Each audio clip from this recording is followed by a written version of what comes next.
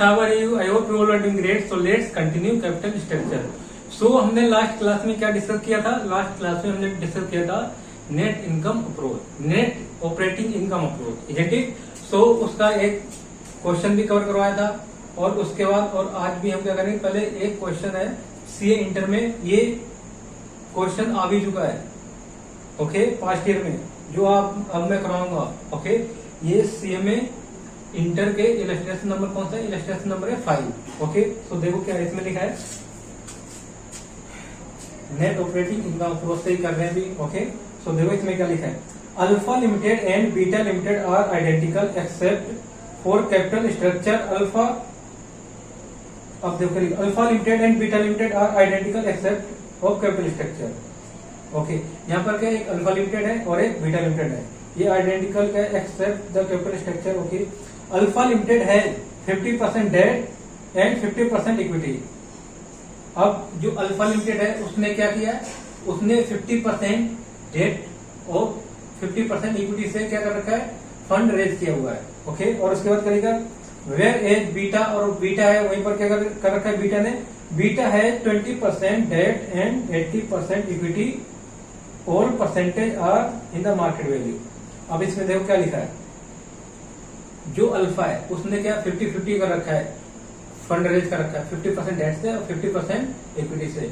और वहीं अगर देखिए तो बीटा की बात करें तो बीटा ने देखो 20% डेट से फंड रेज किया है और बताओ, और रिमेनिंग 80% कहां से किया, इक्विटी से ओके। अब उसके बाद क्या लिखा है, the borrowing rate for both of the company is 8% in no tax world. अब जो बोरोइंग रेट है, बोरोइंग रेट कितना है, 8% है और उस पर कोई टैक्स अप्लीकेबल नहीं होगा। टैक्स 8% किसका दिया, डेट का दिया हुआ है, किसका दिया, डेट का है 8% ओके। और उसका क्या लिखा, the capital market are assured to be perfect. Capital market are to be assured perfect means कि जो इसमें कोई ना ट्रांजेक्शन कॉस्ट है ना कोई फ्लोटेशन कॉस्ट इसमें है ओके। और उसके बाद क्या देखो फर्स्ट पॉइंट देखो क्या लिखा है इसमें, फर्स्ट पॉइंट में लिखा है if you are own 2% of shares of alpha limited determine your return if the company has net operating income of ₹3,60,000 and overall capitalisation rate of the company is 80%। अब इसमें देखो क्या दिया है, आपने अल्फा लिमिटेड में 2% की शेयर होल्डिंग कर रखी है ओके। और अल्फा लिमिटेड में क्या दिया है, अल्फा लिमिटेड का ऑपरेटिंग प्रॉफिट भी दिया है, तुम्हें उसमें अपना रिटर्न कैलकुलेट करके बताना है इंडिविजुअल। तुम्हारे 2% जो शेयर होल्डिंग है ना इक्विटी शेयर में, उसका रिटर्न कैलकुलेट करके बताना है। देन आफ्टर क्या बोला है, ऑपरेटिंग इनकम का मतलब क्या होता है, ईबीआईटी। जब भी ऑपरेटिंग इनकम की बात हो तो क्या समझेंगे उसे, ईबीआईटी है वो ओके। एंड क्या लिखा है, overall cost of capital rate कितना दिया है कंपनी का, 18% केओ दिया 18% ठीक है। उसके बाद क्या लिखा, सेकंड पॉइंट इसी का ए का, calculate the employed required rate of return on equity of alpha limited. Calculate the employed required rate of return, it means केई बोल रहा है, कॉस्ट ऑफ इक्विटी ओवरऑल जो केई है ना उसका क्या रेट होगा वो बताना है ठीक है। इन्वेस्टर का भी बताना है कैलकुलेट करके। इन्वेस्टर मीन्स यहाँ पर जो शेयर होल्डर है, जो हम इसमें बोला इफ यू मीन्स तुमने क्या 2% शेयर होल्डिंग कर रखी है अल्फा लिमिटेड में 2%, तो उस पर रिटर्न कितना मिलेगा वो परसेंटेज में बताना है आपको ओके। तो पहले एक पॉइंट करते हैं, ए का दोनों ए और 2 ओके, फर्स्ट और सेकेंड। सो देखो क्या इसमें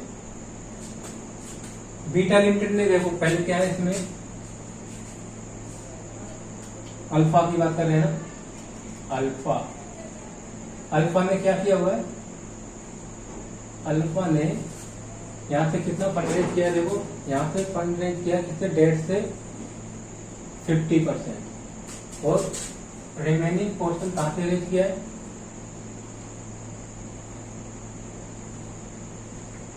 equity share.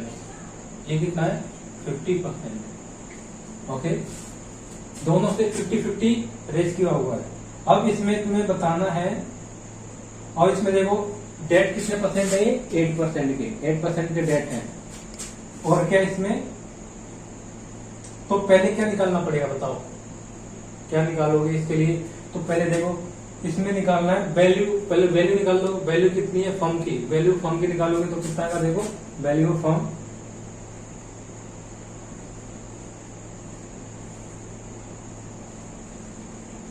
Value of firm. Value of firm कैसे निकालते हैं बताओ जल्दी से, जल्दी बताओ क्या करते हैं। Operating income, net operating income में ईवीआईटी अपॉन में क्या करते हैं केओ। तो कितना है देखो 3,60,000 और केओ कितना है 0.18, ये है ना।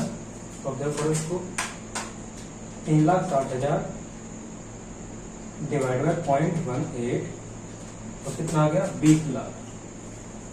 तो वैल्यू ऑफ फर्म कितनी निकल के आ गई 20 लाख। ओके, एक तो ये हो गया। अब इसका क्या बोला है 50% डेट से लिया है और इसका 50% कहा लिया इक्विटी से। तो इसका 50 करोगे तो कितना आएगा, 50 करोगे 10 लाख आएगा। आ गया ना समझ में। ओके, इसका 50-50 करोगे तो इसमें 10 लाख आएगा, 10 इसमें आएगा, तो टोटल वैल्यू ऑफ फर्म कितनी है 20 लाख। ओके, अब इसके बाद बोला है यहां पर,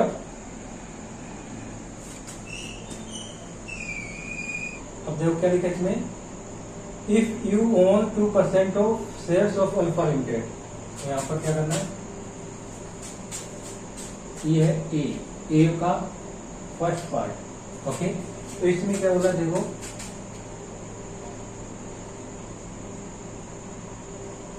if investor own 2% of share holding, then return क्या हो गया, उसका रिटर्न कैलकुलेट करना है। Then return on such holding. तो पहले जो क्या करना है, इसमें तुम्हें नेट इनकम निकालनी पड़ेगी। क्या निकालनी पड़ेगी, नेट इनकम। तो क्या करेंगे, पहले ईवीआईटी, ईवीआईटी कितना है, ऑपरेटिंग इनकम है 3,60,000। ओके, और इसमें लेस क्या कर देंगे बताओ जैसे, लेस कर देंगे इंटरेस्ट कितना 10 लाख का 8%, 8% करोगे तो कितना आएगा 80,000।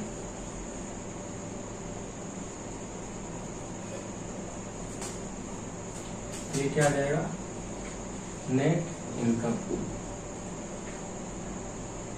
इसी को पैट कहते हैं, इसी को पीवीटी भी कहेंगे। पीवीटी को ही पैट बोलेंगे क्योंकि यहाँ पर टैक्स को कंसिडर करते ही नहीं है। ओके, तो यहाँ पर करो जल्दी 3,60,000 डिवाइड बाय 80,000, ये आ गया 2,80,000। ओके, 2,80,000 आ गया। अब क्या करना है, इसका 2% निकालो, कितना हो जाएगा,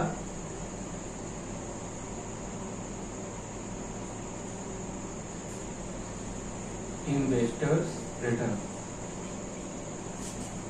2,80,000, इसका 2% करोगे तो कितना आएगा देखो,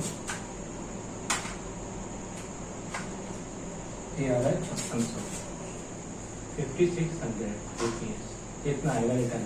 ओके, ये किसका है, अगर हम क्या करते हैं 2% होल्डिंग करते हैं अल्फा लिमिटेड में, तो उस पर कितना हमें रिटर्न मिलेगा 5600, 5,600। और क्या दूसरा क्या इसका पॉइंट है, दूसरा पॉइंट है इसमें क्या बताना है, दूसरे पॉइंट में देखो implied required rate of return बताना है on equity of alpha Limited. तो क्या calculation of implied required rate of return of Alpha, return on equity, return on equity of alpha Limited आएगा, return on equity of alpha Limited. ठीक है, तो इसका मतलब क्या है, इक्विटी का रिटर्न बताना है, के बताना है यहाँ पर। तो के निकालने के लिए क्या करते हैं बताओ, के निकालते हैं तो पहले हम वैल्यू वैल्यू ऑफ के कैसे निकालते हैं, वैल्यू ऑफ इक्विटी कैसे निकालते हैं, value of equity, value of equity निकालते कैसे, देखो नेट इनकम, ये करते हैं नेट इनकम अपॉन में के करते हैं कि नहीं करते हैं। तो अब देखो यहाँ पर वैल्यू ऑफ इक्विटी हमें दे रखा कितना है, 10 लाख है, और क्या इक्वल टू नेट इनकम कितनी है, 2,80,000 है, 2,80,000 अपॉन में कितना है, अपॉन में के हमें तो के तो निकालना है, तो के इक्वल टू 2,80,000 अपॉन में 10 लाख इंटू में 100 करोगे तो कितना आएगा, देखो 2,80,000 डिवाइड बाय 10 लाख इंटू में 100, तो कितना है 28%।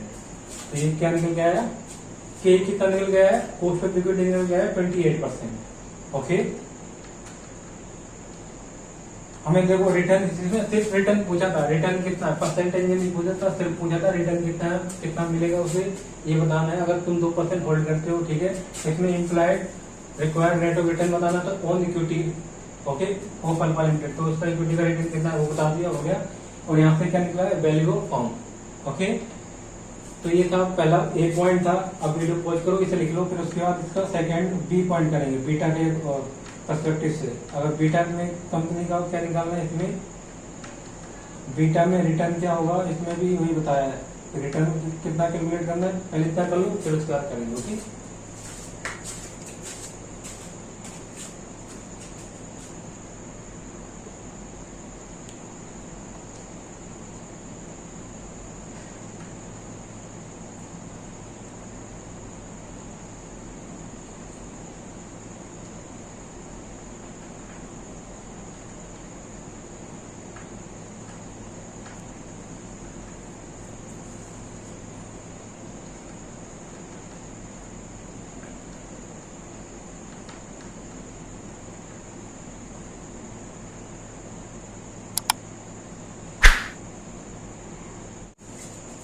अब इसी का देखो बी पॉइंट, देखो बी में क्या लिखा, बीटा लिमिटेड है, बी पॉइंट देखो, बीटा लिमिटेड है the same net operating income as alpha limited.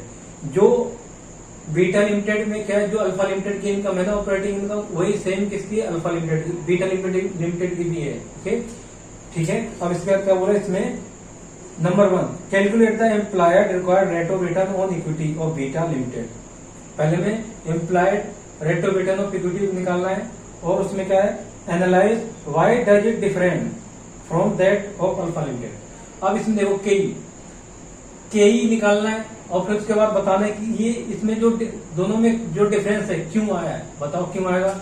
हम ऐसे ही बता सकते हैं क्यों डिफरेंस आएगा, बताओ कैसे।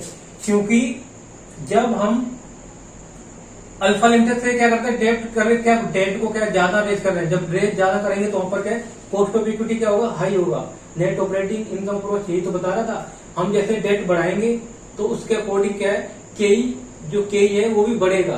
केई जो केई का रिटर्न है हमें वो क्या है, केई और ज्यादा बढ़ेगा, और उसी के अकॉर्डिंग देखो जब 50-50 कर रहे हैं तो वहां पर कितना 28% है। अब दूसरे जो बीटा लिमिटेड है, बीटा लिमिटेड क्या कर रहे हैं, 20% रेज कर रहा है फंड, कहां से बताओ जल्दी से, डेट से, और रिमेनिंग 80% कहां से कर रहा है, रिमेनिंग 80% कर रहा है इक्विटी से। तो यहाँ पर देखो, तो यहाँ फाइनेंशियल रिस्क क्या कम है, क्योंकि यहाँ पर डेट कम रेज कर रहा है ना, तो यहाँ पर फाइनेंशियल रिस्क कम हो गया। जब फाइनेंशियल रिस्क कम होगा तो रिटर्न भी, कॉस्ट ऑफ इक्विटी भी क्या होगा, कम होगा।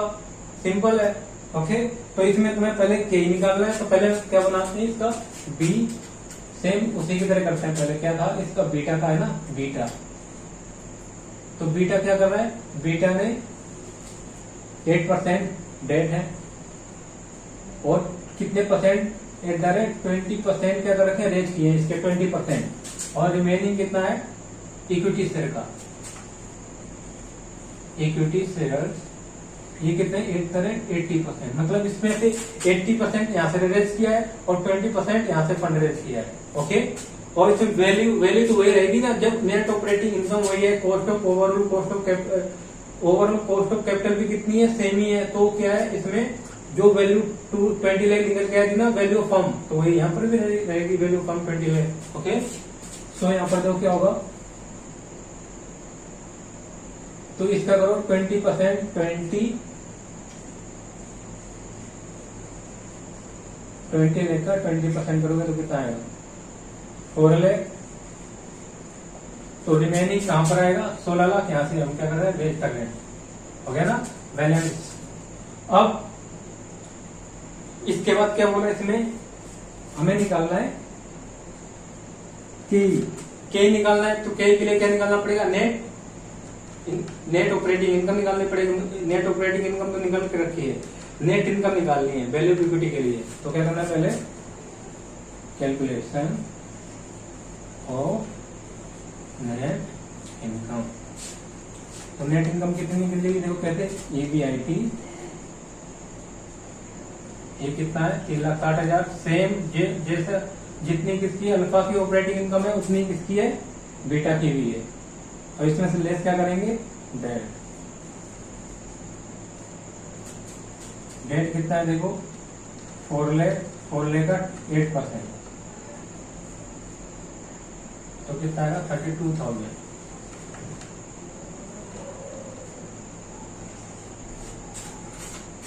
फोर लाख 8% उसका 32,000 माइनस करो तो कितना आएगा 3,60,000, ये आ रहा है 3,28,000।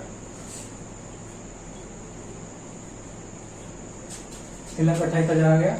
अब क्या करेंगे, ये नेट इनकम, और इसी को बोलते हैं पैट और PBT भी बोलते हैं, profit before tax.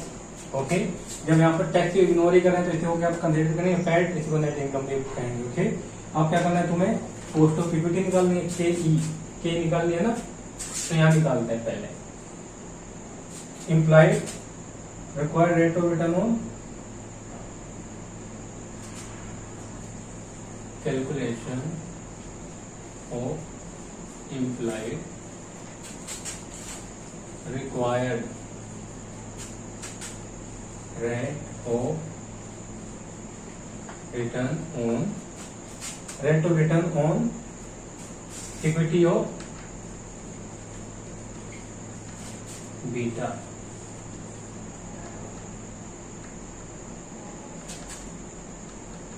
Limited.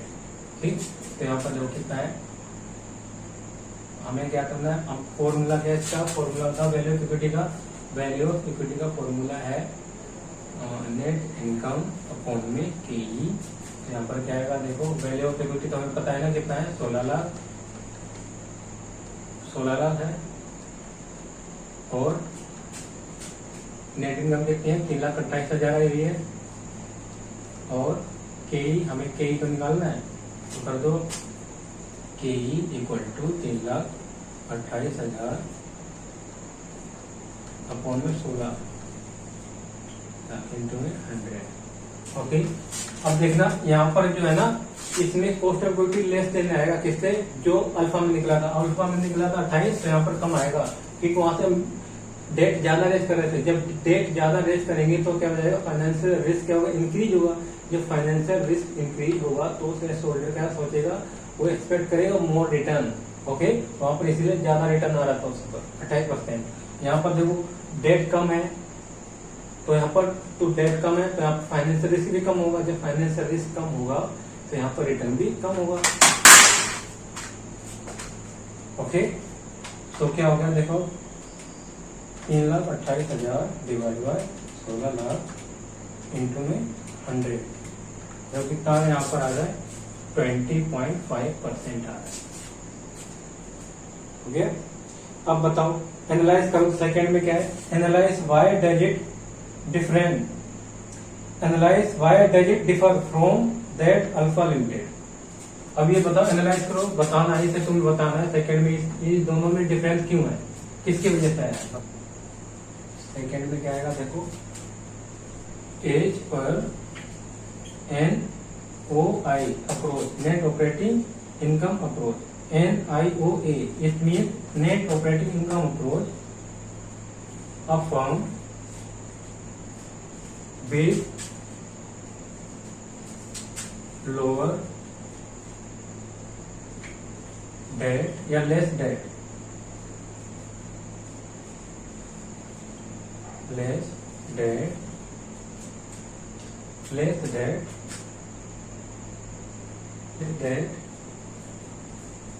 imposes lower financial risk on equity shares holder, equity shareholder, and therefore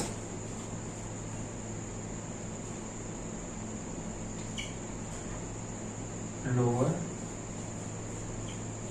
KE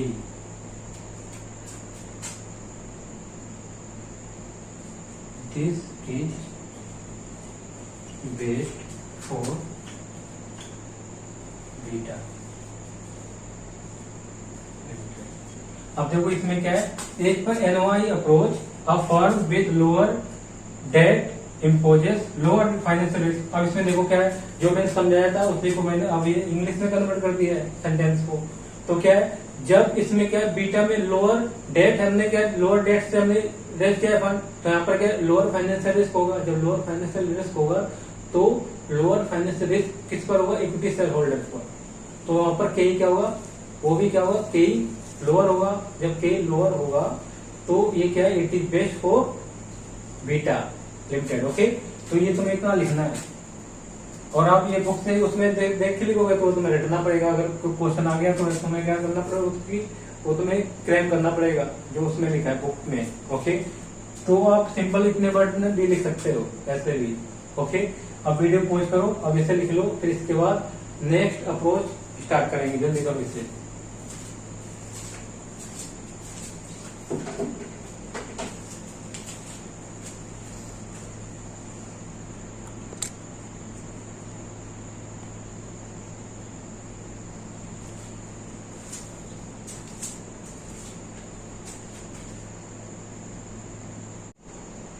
now अब हम करेंगे नेक्स्ट अप्रोच। अभी तक हमने 2 अप्रोच कंप्लीट कर लिए। कौन सी, net income approach, net operating income approach. अब इसके बाद करेंगे ट्रेडिशनल अप्रोच।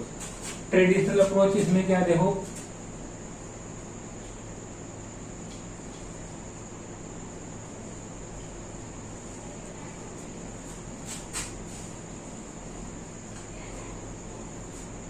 ट्रेडिशनल अप्रोच क्या है, ये सबसे ही क्या है, जब हम ये हमारे डे टू डे लाइफ में भी हम देखते हैं तो सेम वही है लॉजिक। इसमें क्या लॉजिकल है, ये क्या है, ये रियलिस्टिक है। मतलब ऐसा होता है जो हम नॉर्मली देखते हैं ना, ऐसा ही होता है। बट जो अभी तक हमने 2 अप्रोच पढ़ी थी वो तो ऐसी थी, उसमें जो उसमें बता रखा है ऐसा हमने कभी देखा ही नहीं है। अब जैसे बैंक में जाओगे तो बैंक में जब आप डेट लोगे, जब हम लोन लेने जाते हैं तो बोलते हैं वो कि अगर जितना हम कम लोन लेंगे, कम रुपए का लोन लेंगे तो उतनी कम उस पर वो rate, interest of rate charge करते हैं, क्योंकि उसमें क्या उनके लिए रिस्क कम होता है।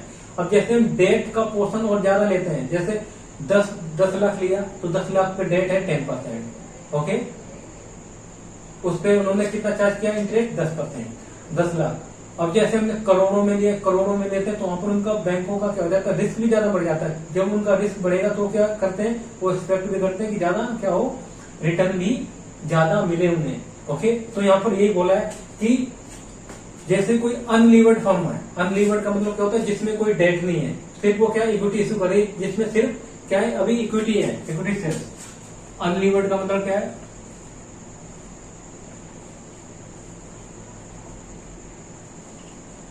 जिसमें सिर्फ क्या है, अभी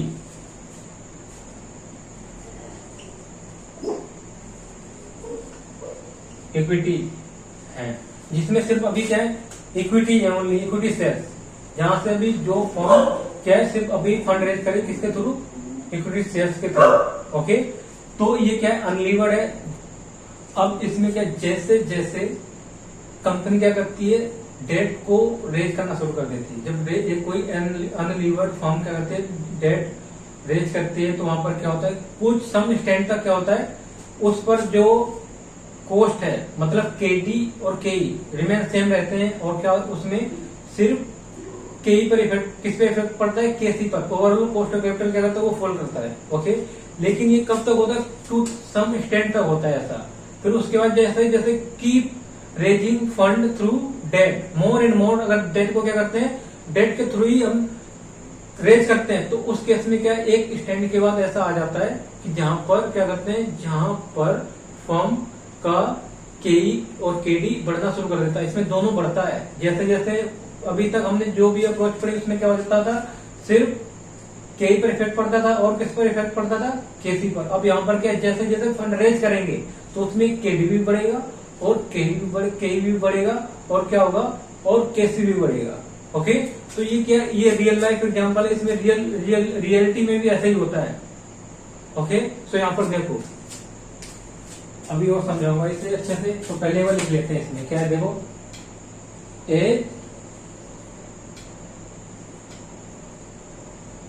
N unlevered firm goes for debt, KD and KE remain same,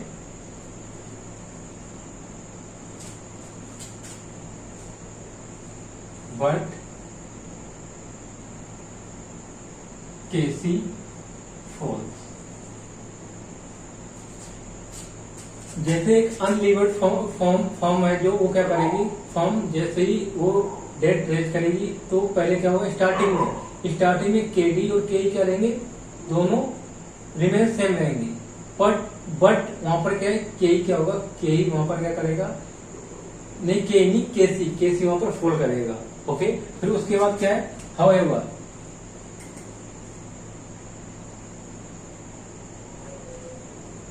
if firm keeps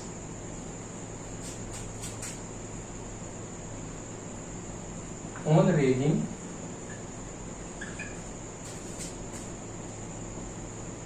more and more debt, then KD लिख लो, KD and KE start raising, and KC also start raising। तो यहाँ पर क्या देखो, पहले तो केई और केसी क्या रहेगा, सेम रहेगा, बट केई और केडी सेम रहेगा, और केसी क्या करेगा, फॉल करेगा। ओके, वो कुछ स्टैंड तक, पर उसके बाद क्या होगा, उसके बाद फिर एक ऐसा आएगा जहां से फिर क्या करेगा, जहां से स्टार्ट रेज करना शुरू कर देगा, उसी को बोलते हैं, वही होता है कौन सा, वहीं पर फर्म का क्या है, फर्म को वहीं पर फंड को रेज करना चाहिए। ओके, सो उसके बाद क्या, जब बढ़ेगा, जब दोनों बढ़ना स्टार्ट हो जाएगा, तो कैसे भी बढ़ेगा। तो इसमें देखो कैसे बनेगा डायग्राम,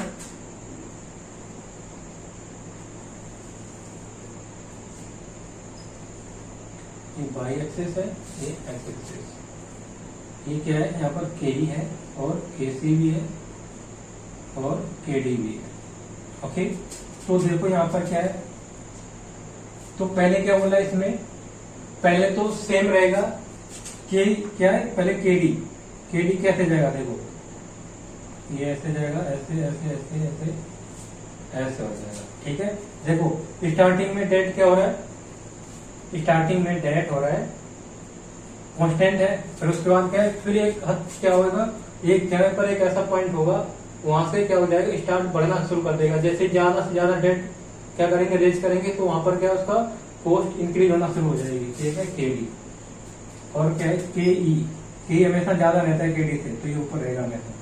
ये भी ऐसे ही जाएगा, ऐसा गया ऐसे, ठीक है, क्या ये के ई, ओके। और के सी क्या होगा, के सी क्या होगा, पहले स्टार्ट में क्या करेगा, ऐसे डिक्रीज करेगा, फिर ये भी बढ़ना शुरू कर देगा। जब ये कंटिन्यू हो जाएगा तो ये क्या है, ये के सी, ओके। तो अब देखो एक ऐसा पॉइंट कहां पर है जहां से बढ़ना शुरू कर दिया है, जहां से यहां पर देखो ऑप्टिमल है, यहां पर क्या है, ऑप्टिमल मतलब optimal means B and S, B for debt and equity का जो रेशियो है यहाँ पर इस पोर्शन यहाँ पे हमें करना चाहिए, यहाँ जितने जो यहाँ पर आ रहा है ना, यहाँ से यहाँ इतने की ऑप्टिमल में हमें क्या करना चाहिए, फंड को रेज करना चाहिए, जो भी यहाँ का रेशियो बन के आ रहा है। इससे क्या है, इससे लोअर कॉस्ट, ये एक ऐसा पॉइंट है जहां पर क्या है, लोअर कॉस्ट होगी।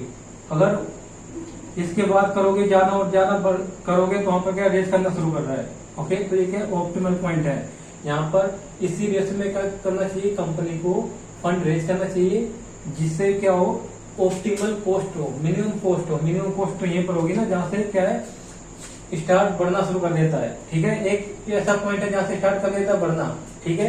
तो इसका मतलब क्या हुआ यहाँ पर, ये क्या है, एक्चुअली में यही रियल लाइफ में भी ऐसे ही होता है।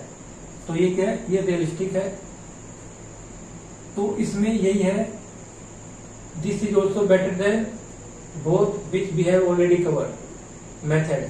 उस वो क्या है, वो इलॉजिकल है बट ये लॉजिकल है। ये क्या लॉजिकल, जैसे फंड को रेज करेंगे, ठीक है, बट स्टार्टिंग में क्या है, केडी और केई क्या रहेगा, सेम रहेगा, ओके। तो अब देखो, आप देखना, बैंक ये चेक करना, नेट पे भी शायद चेक करना, क्या आप अगर 5 लाख का लोन लेते हैं, 5 लाख का लोन लेते हैं तो लोन, तो उसका रेट कितना पड़ेगा, और वो अगर 1 करोड़ का लोन लेते हैं तो कितना पड़ेगा। तो यहाँ पर देखो हमेशा 5 लाख का लोन पे रेट कम होगा और 1 करोड़ पे ज्यादा होगा। ऐसा क्यों, क्योंकि जब 5 लाख का बैंक लोन देगी तो उसमें कम रिस्क है, जब 1 करोड़ का लोन देगी तो बैंक ज्यादा रिस्क ले रही है ना, तो वहां पर रिटर्न भी ज्यादा एक्सपेक्ट करेगी, ओके। तो यही है, ये रियल लाइफ एग्जाम्पल है, ये रियलिटी में ऐसे ही होता है, ओके। तो इसमें क्या है, स्टार्टिंग में क्या होता है, डेट और इक्विटी का रहता है, सेम रहता है, बट केसी क्या करता है, फॉल करता है। फिर एक ऐसा एक्सटेंड आता है जहां पर क्या है कि केसी भी बढ़ना शुरू कर देता है, फिर जहां से बढ़ना शुरू कर देता है वहीं पर क्या है, ये क्या है, ये ऑप्टिमल है, वहीं पर ऑप्टिमल है, मतलब यहाँ पर ऑप्टिमल कॉस्ट मतलब मिनिमम कॉस्ट। यहाँ पर एक ऐसी पॉइंट है जहां पर तुम्हें मिनिमम कॉस्ट बेयर करनी पड़ेगी, वही तुम्हारे लिए अच्छा होगा, वही कंपनी के लिए अच्छा होगा कि कंपनी को यहाँ इस रेशियो में क्या करना चाहिए, फंड को रेज करना चाहिए, ओके। इसका मतलब ये है। अब वीडियो पॉज करो और इसे लिखो, फिर इसके बाद एक आधा क्वेश्चन भी करवाता हूँ इसके, करो जल्दी से।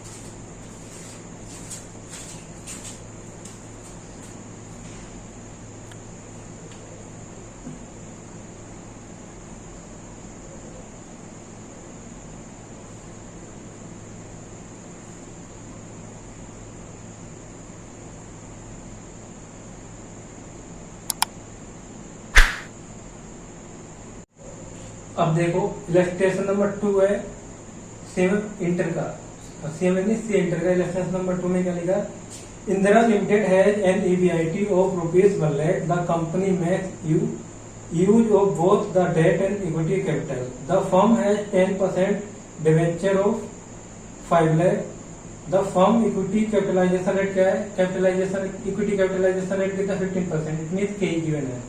You are required to compute total value of firm and overall cost of capital, okay.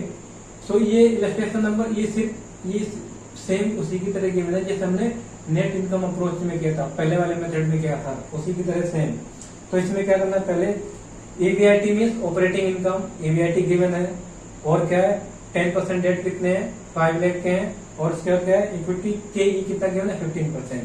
तो यहाँ पर पहले फर्म की वैल्यू निकालनी है, तो वैल्यू ऑफ फर्म निकालने के लिए क्या करना पड़ेगा, पहले इक्विटी की वैल्यू निकालनी पड़ेगी, इक्विटी की वैल्यू निकाल देंगे और उसके बाद इक्विटी की वैल्यू को डेट के साथ प्लस कर दोगे तो वैल्यू ऑफ फर्म आ जाएगी, ओके। वैल्यू ऑफ फर्म आ जाएगी, फिर उसके बाद क्या निकाल देंगे, ओवरऑल कॉस्ट ऑफ कैपिटल निकाल देंगे, ओके, सिंपल। तो इसमें क्या है, ये तो बड़ा इजी क्वेश्चन है। तो इसमें क्या निकालना है, पहले बताओ value of equity, calculation of value of equity. तो पहले वैल्यू ऑफ इक्विटी कैलकुलेट करनी है। तो वैल्यू ऑफ इक्विटी कैलकुलेट कैसे करते हैं बताओ जल्दी से, फॉर्मूला क्या है इसका वैल्यू ऑफ इक्विटी कैलकुलेट करने का? Value of equity net income upon में के, यही है ना। तो हमें पहले नेट इनकम कैलकुलेट करनी पड़ेगी, यहाँ पर नोट डालो, कैलकुलेशन ऑफ नेट इनकम। अब इसके लिए क्या करेंगे, ईवीआईटी कितना है 1 लाख, उसमें लेस क्या करते हैं, लेस करेंगे इंटरेस्ट।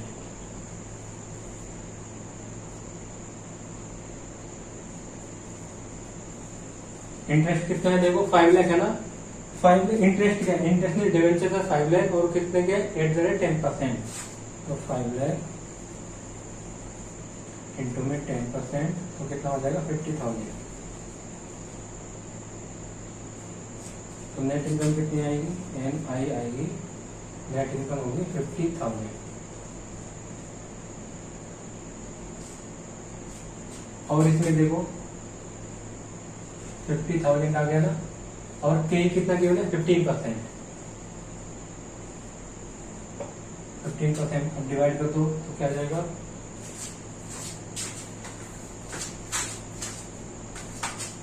देखो 50,000 डिवाइड बाय 1.5 0.15 ये आ गया 3,33,333। ओके, आ गया ये। अब इसके बाद क्या निकल जाएगा, value of form, value of form.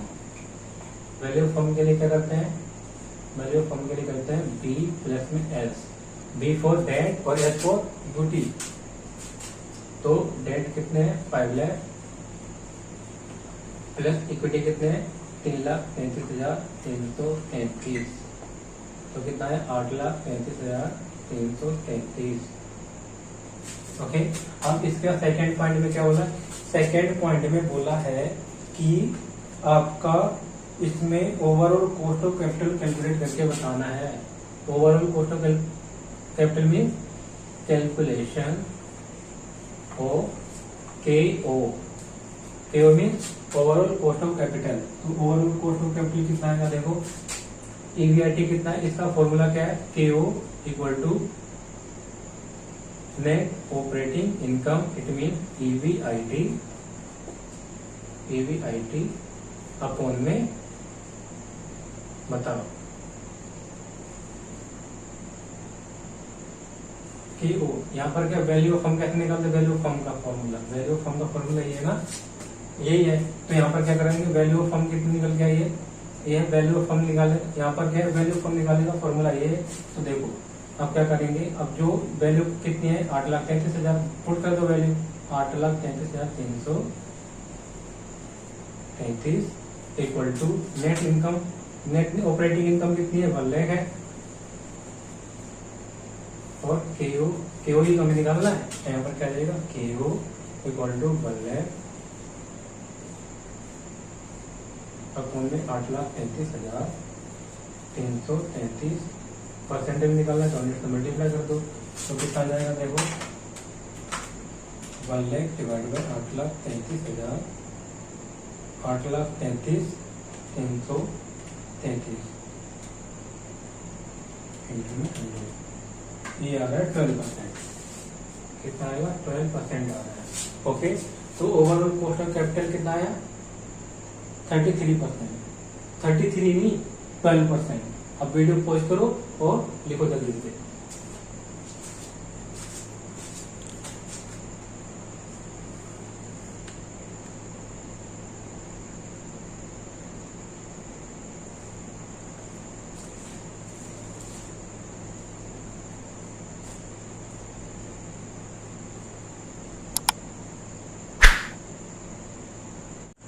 So I think it is enough for today. In next class we will continue capital structure. Okay, in capital structure we will continue what? बताओ जल्दी से क्या कंटिन्यू कर रखेंगे हम? We will continue traditional approach. Okay, so if you like this video, do like, share and subscribe. Till then, bye bye and take care.